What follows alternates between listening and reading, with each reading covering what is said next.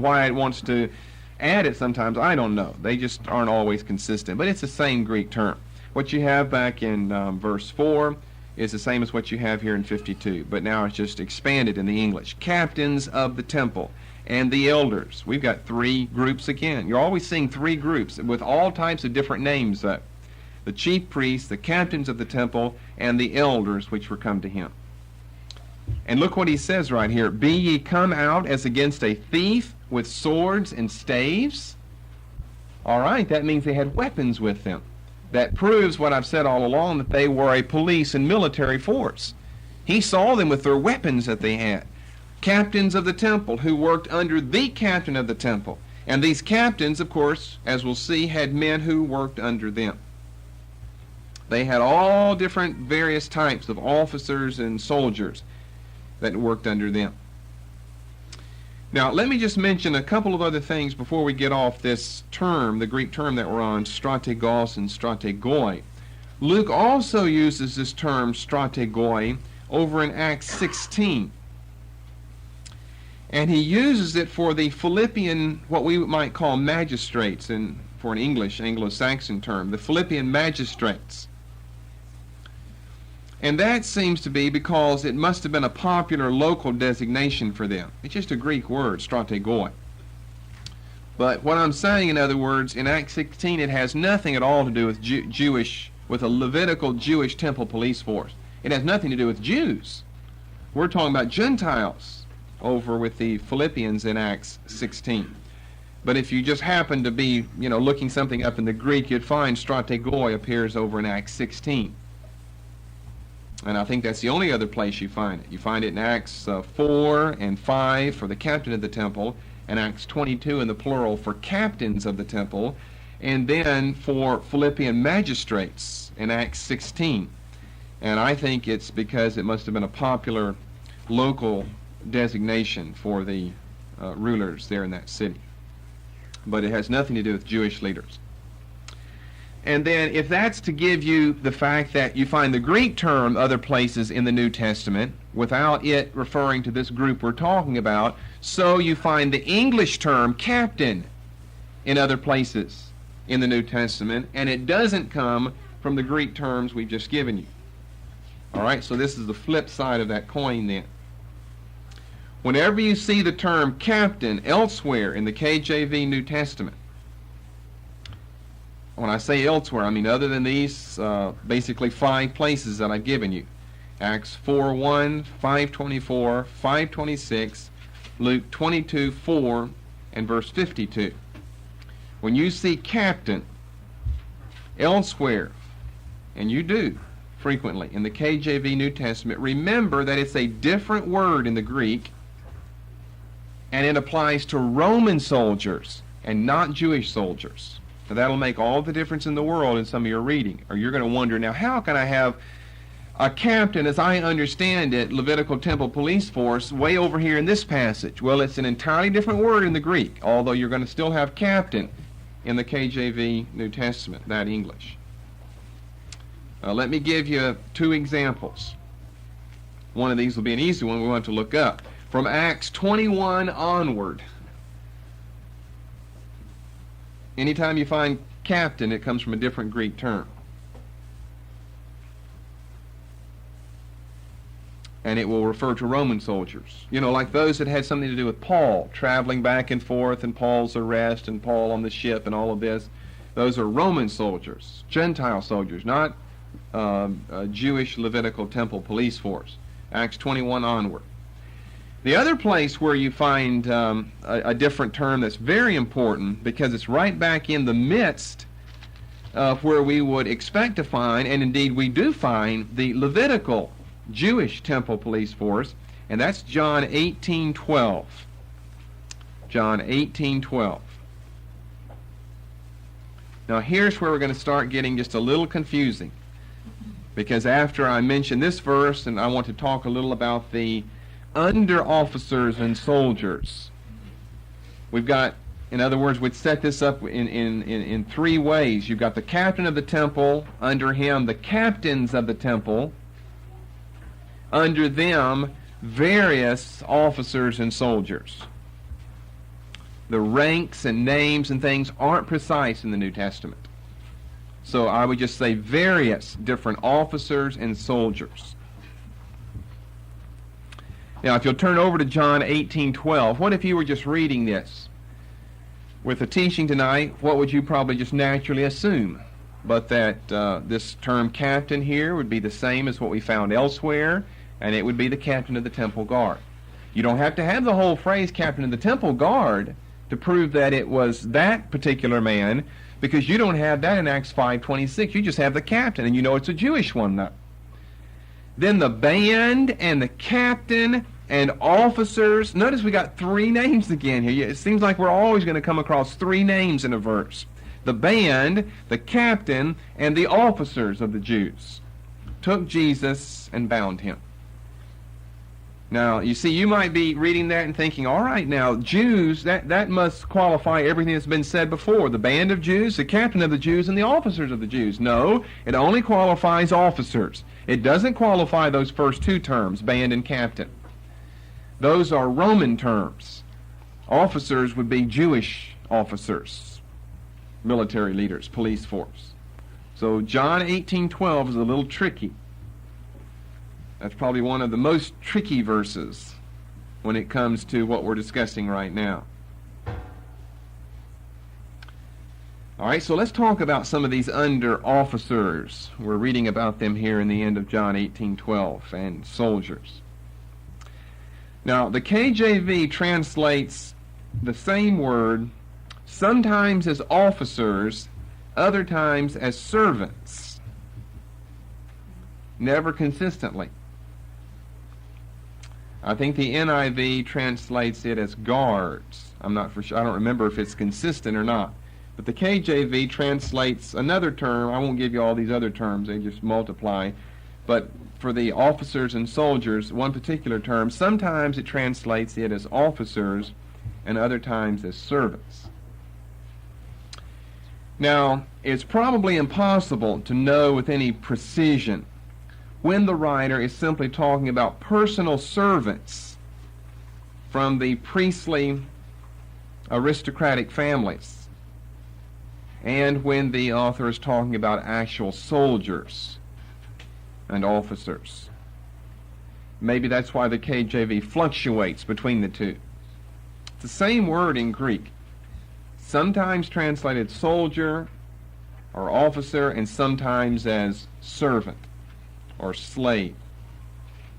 And I'm saying that it's probably impossible to know with precision when the writer is talking just about a personal servant that would belong to one of the important high priestly families versus when the author has reference to an actual officer. But let's notice what the KJV does. Let's take the first term, officers. Now this would include officers, soldiers, whatever you want to call them. But let's take this word officer here. All right, same Greek term now behind these verses I'm going to give you for officer and officers, and those I'm going to give you for servants or slaves. All right, first of all, Matthew 5 and 25. Matthew 5 and 25. Now here's part of the Sermon on the Mount, Jesus teaching some of the principles of the kingdom, but he uses an analogy right from his own Jewish setting. We know this because in verse 22 he mentions the Sanhedrin under this term council. You know, you're going to be in danger of being called before the Sanhedrin. And then he talks about in verses 23 and 24 that if your brother happens to have some problem with you or aught against you, then he tells you what to do. And then in verse 25, following a principle back in Ecclesiastes 10, that says, you know, something along the line that, you know, a peaceable attitude will mollify an opponent's position. He says, agree with an adversary quickly. Now, you can't agree with him if he's wrong. You know, he's not saying, pretend that you believe what he's saying is truth when it's not true. But, you know, there are situations where it just pays just to say okay and just not say anything. You're not getting anywhere, and you may get in trouble to say much more. So it's not like, you know, a fundamental law from the book of Romans. It's like a proverb, a wise saying here. And there are times to apply it, and there are times not to apply it. I don't always agree with my adversary, let alone agree with him quickly. Sometimes I don't agree with him, and I don't agree with him ever, not quickly or ever. But there could be occasions where the best thing to do is just agree to stay out of problems. Ecclesiastes 10:4 says that.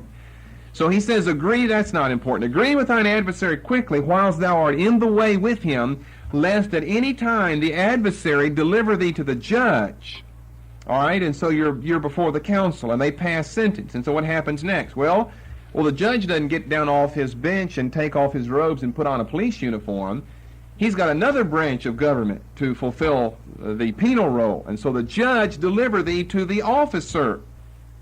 Well, I'm sure that the term should be translated officer here, not servant. Officer, and thou be cast into prison. And thou be cast into prison. Now, hold your finger there with that term prison, and let's go back over to Acts again. And I'll point out something that I skipped over earlier. Back over to the book of Acts, chapter 4 and verse 3, and chapter 5 and verse 18. Chapter 4 and verse 3, they laid hands on them and put them in hold. And put them in hold unto the next day. In other words, this was one night in jail. That's what the word hold means. Put them in hold. Chapter 5 and verse 18, and laid their hands on the apostles and put them in the common prison. In the common prison. All right, now they didn't put them in the fortress of Antonia or something. That belonged to the Romans. People would be placed there who were under Roman arrest. This is a religious question here among Jewish people.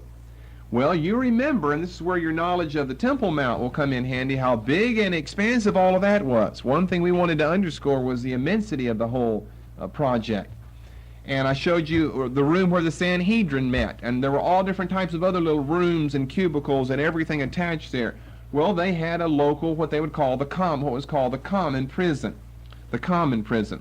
And obviously that's where people Jews who had violated some Jewish law would be put for a shorter, longer period of time, at least until the Sanhedrin could meet in their little cubby hole and pass judgment.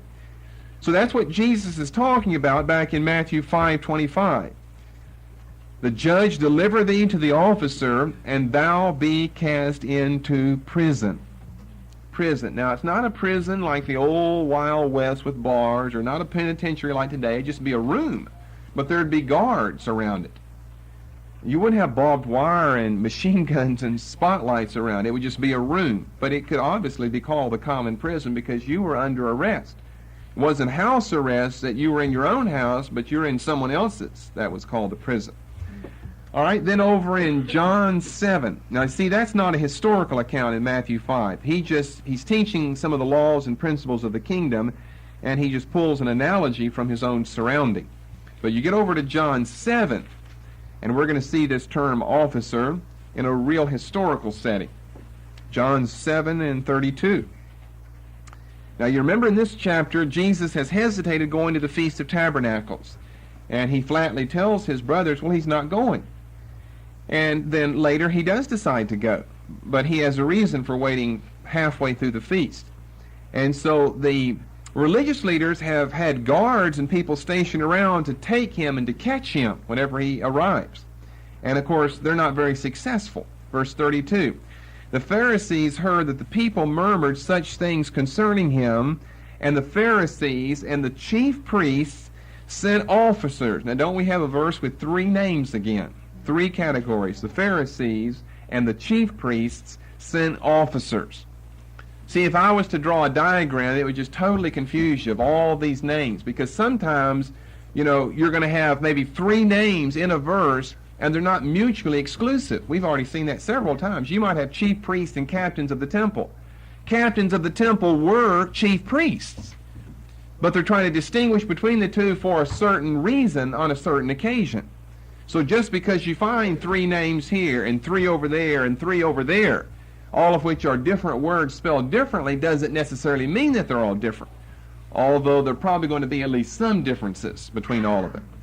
But anyway, the Pharisees and the chief priests sent officers to take them. Well, now, what does John mean here? I'll give you two things that we could hypothesize about, and we just don't know, and it doesn't make any difference. Is he including, under the designation chief priests, the captain of the temple and the captains of the temple? because those are really the ones over the officers, the actual men, the actual lay police men who actually go out and do the work. Or does he simply leave out any reference to captains of the temple and captain of the temple, but it's an understood link between Pharisees and chief priests and this third group, officers? Well, we don't know, but it doesn't make any difference.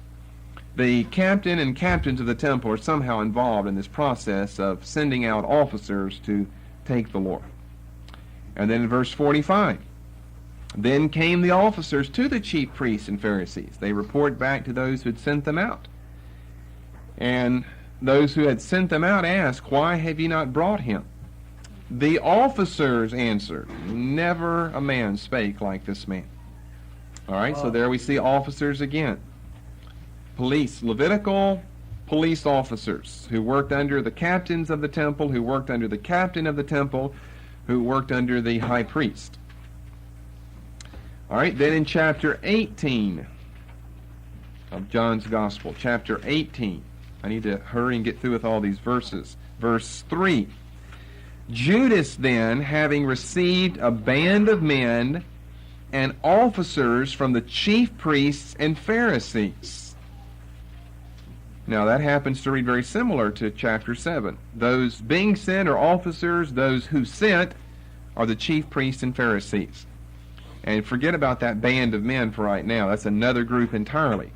Entirely. We'll discuss them in a moment. But officers, that term officer, would be the Jewish lay policemen who worked under the captain and captains. And then in verse 12, then the band and the captain and the officers of the Jews took Jesus and bound him. The officers of the Jews. That would be the Jewish officers. And then verse 18. Now look at verse 18 here. I said earlier, sometimes it's translated officers and sometimes as servants. But then you can also have servant appear with the term officer when you use a different Greek term for servant.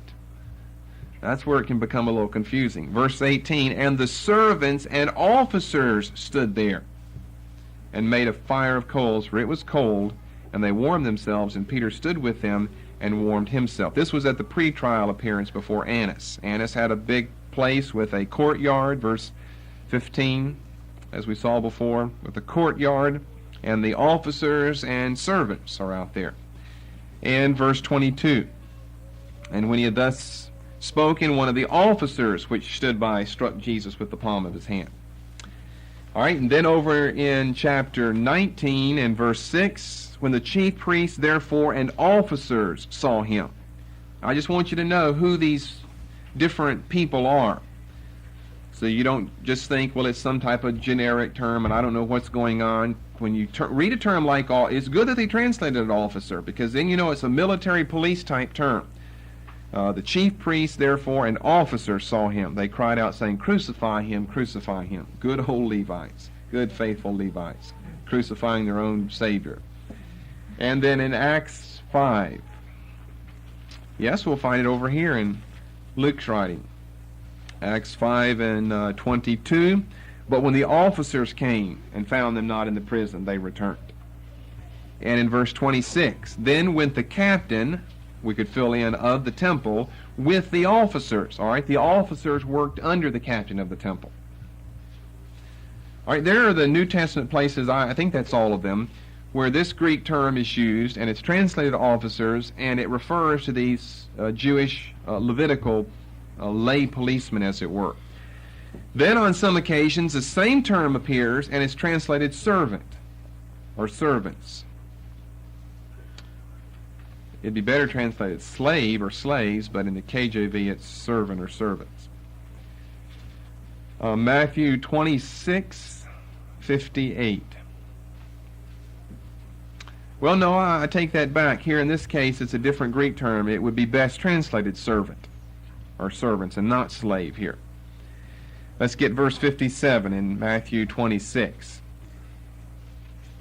And they that had laid hold on Jesus led him away to Caiaphas, the high priest, where the scribes and elders were assembled. There's another verse with three names, the high priest, the scribes, and the elders. But Peter followed him afar off, under the high priest's courtyard and went in and sat with the servants to see the end. All right, who did he sit with? Are these servants? I mean, as we would think of a servant, are these servants that worked for these aristocratic, rich, important high priestly families? Or are they officers? It's impossible to know. The same Greek term is behind both officer and servant on these occasions. It's really impossible to know. But I think what we do know is that the high priest had both working under him. As long as we know that, then it's okay. How it should be translated in any given verse, a verse like this, I don't know. But we know that he had both. He had servants like hired hands that did a lot of the work around his courtyard and his mansion there. And there were officers that we could say in one sense worked under him because they worked under those who worked under him. And I think these servants are seen also in Mark 14.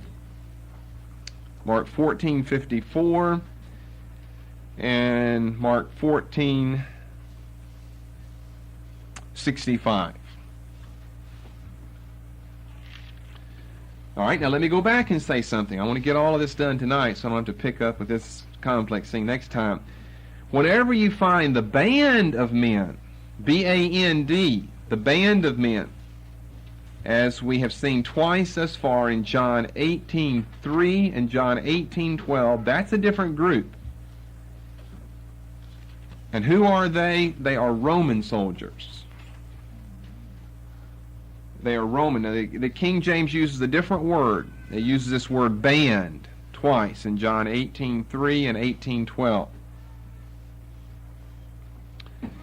If you find the word band, a band of men, then that isn't a group of Jewish Levites who are soldiers or policemen, but Romans.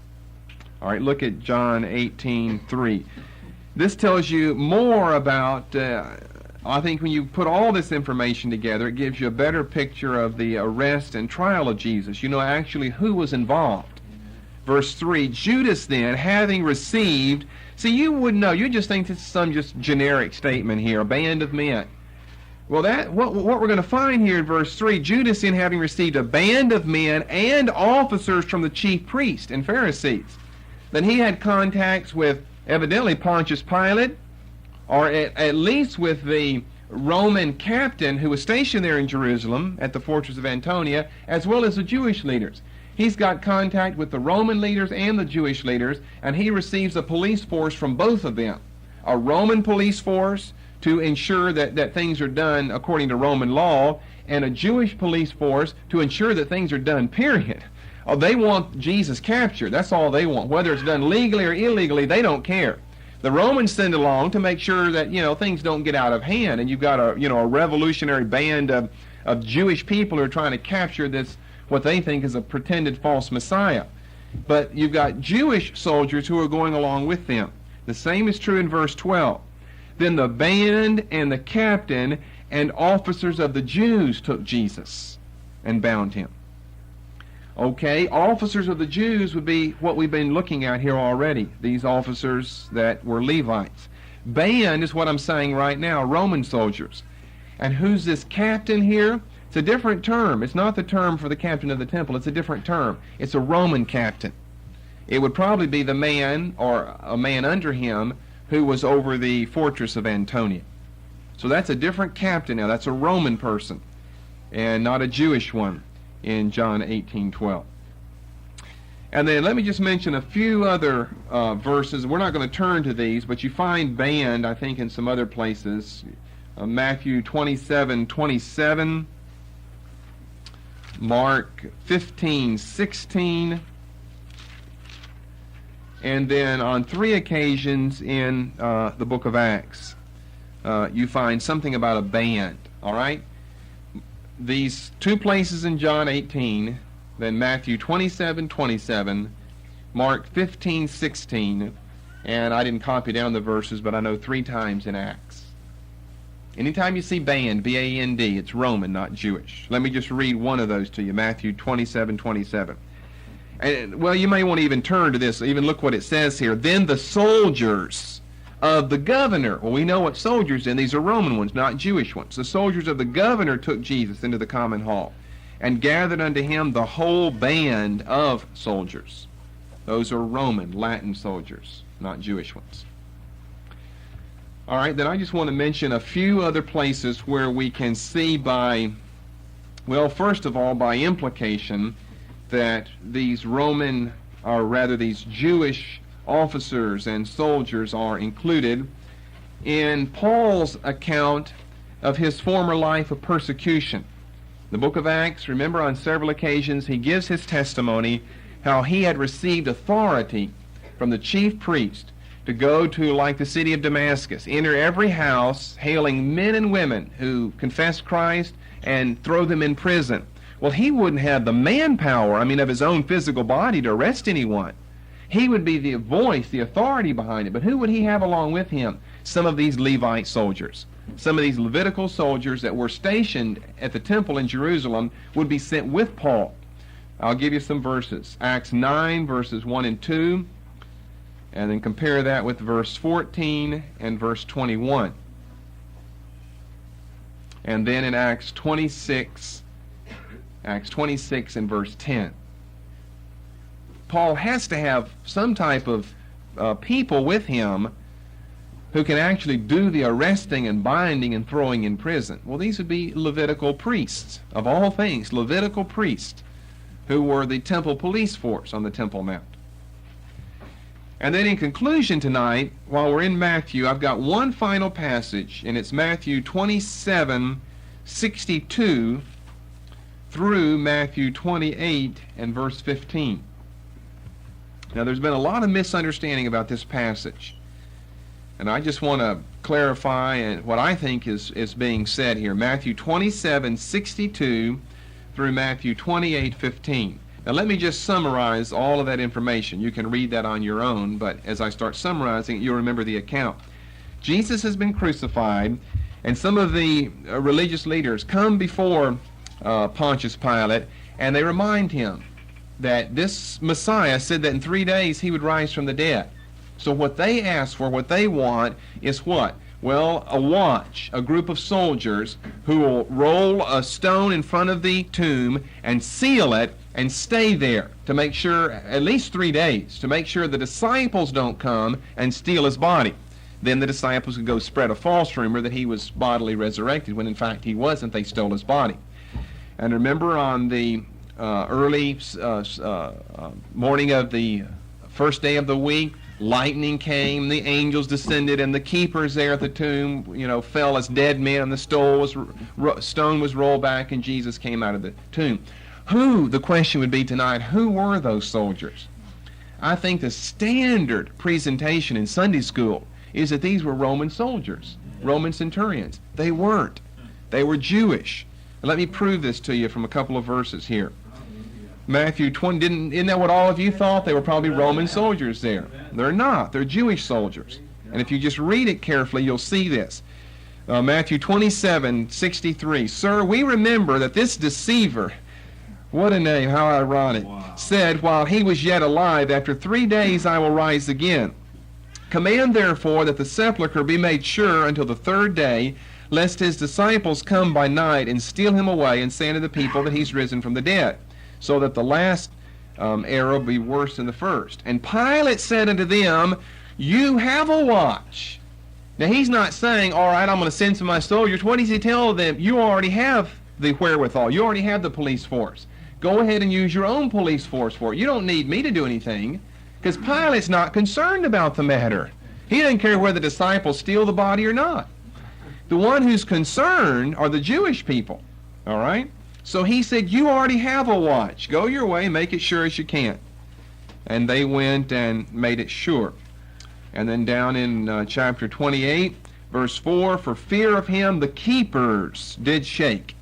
Well, they're just simply the officers, or the soldiers, Jewish officers and soldiers, and they became as dead men. And then, especially, I guess, in verses 11 to 15. 11 to 15.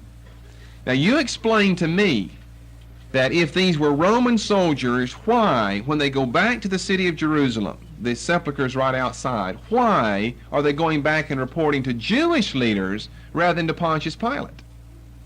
They have to be Jewish soldiers.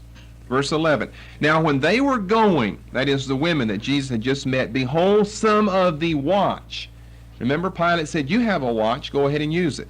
Some of the watch, that is some of the guard, the tomb guard, came into the city and showed unto the chief priests all the things that were done.